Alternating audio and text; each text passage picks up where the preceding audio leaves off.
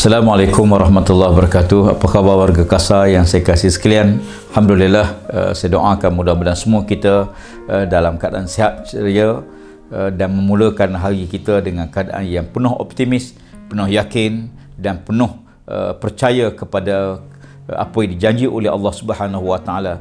Yang paling penting, pagi-pagi kita kena ceria. Pagi-pagi kita kena celik mata luas-luas, tengok dunia luas-luas dengan penuh confident, baik sangka dengan Allah Subhanahu Wa Taala. Kerana Allah Taala sentiasa bersama dengan sangkaan hamba-Nya kepadanya. Bila kita sentiasa baik sangka dengan Allah, maka Allah juga baik sangka dengan kita. Bermakna apa saja yang seorang tu terima, sebenarnya yang penting bagaimana kita menilai sesuatu yang berlaku. Seseorang yang menilai sesuatu dalam konteks yang positif, maka dia akan dapat ini sebagai peluang. Namun seseorang yang mendapat melihat suatu benda dalam konteks yang negatif, maka dia akan rasa ini sebagai suatu bebanan. Sebagai contoh, bila COVID berlaku, memang kita tengok sebahagian besar kehidupan kita berubah. Tapi ada orang yang melihat ini peluang. Ini peluang terbaik. Peluang terbaik untuk memulakan kehidupan baru dalam norma baru. Ada orang yang sebelum ni tak pernah berniaga pun, bila COVID berlaku, dia mula buat bisnes, online bisnes. Dilihat ini peluang. Demikian juga kalau COVID-19 yang melanda, ada orang yang melihat dalam konteks negatif, maka dia akan jadi negatif keseluruhannya.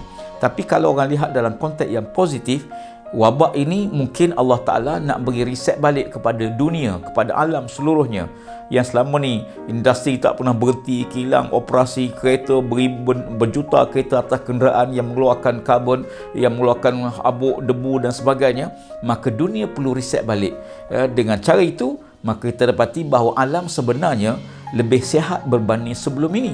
Demikian juga kalau kita lihat dalam kehidupan kita yang sebelum ini sibuk kita keluar, tak ada masa dengan keluarga, tak ada masa dengan anak-anak. Bila berlaku COVID, alhamdulillah kita tak lihat, sebahagian tak boleh ke pejabat, kita bersama dengan keluarga kita, ada masa dengan anak-anak kita. Sebelum ni mungkin kita tak pernah semayam pun bersama keluarga kita.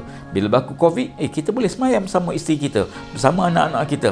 Kita boleh dengar bagaimana anak kita dan keluarga kita mengaji Quran bersama-sama lepas main maghrib. Jadi kita ada masa bersama keluarga. Demikian juga sebelum ni kita sibuk kalau makan di kedai. Sekarang ni kedai tak boleh tutup. Maka akhirnya apa dia? Mula buka resipi. Kalau orang perempuan tu suka sangat salin resipi. Masak tak tentu lagi, tapi yang penting resipi tu ada. Tapi saya tengok bila COVID ni berlaku, kita mula pergi balik ke dapur kita mula selongkar apa ada peti ais kita mula masak kita. Rupanya isteri kita ni pandai juga masak, tapi setengah-setengah tu suami lagi pandai pada isteri, yang tentunya masak air tak pernah hangit, insya-Allah. Apapun sebenarnya kita harus melihat dalam konteks kerangka kita. Sebab tu saya suka bahawa kalau kita meneropong dari kacamata yang positif, maka kita akan ceria, pemikiran kita akan relax, kita akan rasa hebat, kita akan rasa penuh optimistik. Jadi oleh kerana itu yang penting rupanya bukan masalah, tapi bagaimana orang yang melihat masalah. Yang penting bukan masalah tu. Masalah tu semua berlaku.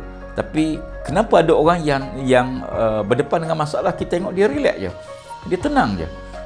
Ada orang yang kadang-kadang bukan masalah pun. Dia usim, serabut kepala. Kita tanya pasal apa? Rupanya suami tak jawab salam dia. Itu bukan masalah.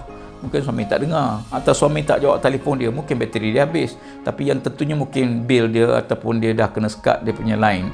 Tapi apa pun sebenarnya, kalau kita lihat dalam kacamata kita yang positif dengan kawan sepejabat, dengan rakan-rakan kita dan sebagainya, kita kena tengok dalam kerangka ini, insya-Allah semua amalan kita, semua tindakan kita akan jadi baik, akan jadi positif. Selamat berjaya hingga kita jumpa semula dalam sidi akan datang. Assalamualaikum warahmatullahi wabarakatuh.